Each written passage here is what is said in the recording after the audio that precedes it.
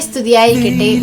യഹൂദരെ ഭയന്ന് വാതിലുകളും ജനാലകളും അടച്ച് ദുഃഖിതരും ക്ഷീണിതരും നിരാശനുമായി കഴിഞ്ഞിരുന്ന ശിഷ്യന്മാരുടെയും മധ്യത്തിൽ ഉദ്ധിതൻ പ്രത്യക്ഷപ്പെട്ടപ്പോൾ ഉണ്ടായ മാറ്റം സുവിശേഷത്തിൽ നാം വായിക്കുന്നുണ്ട്. ഈശോയുടെ ഉയർപ്പിനായി നാം ഒരുങ്ങുമ്പോൾ വാക്കുകളും പ്രവൃത്തികളും വഴി മറ്റുള്ളവർക്ക് ജീവൻ പകരേണ്ട നാം തന്നെ പലപ്പോഴും മുറിപ്പെടുത്തുന്നതും തകർക്കുന്നതുമായ വാക്കുകൾ കൊണ്ട് അവരെ മൃതരാക്കി മാറ്റാറുണ്ടോ എന്ന് ചിന്തിക്കുന്നത് നന്ന്. എന്റെ ഹൃദയത്തിൽ തന്നെ ശവകുടീരങ്ങൾ എത്രയാണ്. ദൈവികമായ ജീവന്റെ സാന്നിധ്യമില്ലാതെ പോകുന്ന ചിന്തകളും വാക്കുകളും പ്രവൃത്തികളും പ്രേതാലയങ്ങളും അല്ലെങ്കിൽ പിന്നെ എന്താണ്? മരണത്തെ തകർത്ത് ജീവനിലേക്ക് പ്രവേശിച്ച ഈശോ എന്റെ ഹൃദയത്തിലും ഉയർത്തെഴുന്നേൽക്കേണ്ടിയിരിക്കുന്നു. ഈ നോമ്പുകാലത്ത് എല്ലാ ആവലാദികളും മാറ്റി മനസ്സ് നിറയെ സ്വപ്നം സൂക്ഷിക്കാം. എന്തായിത്തീരണമെന്ന സ്വപ്നം ഉയർപ്പ് വ്യക്തമാക്കുന്നു.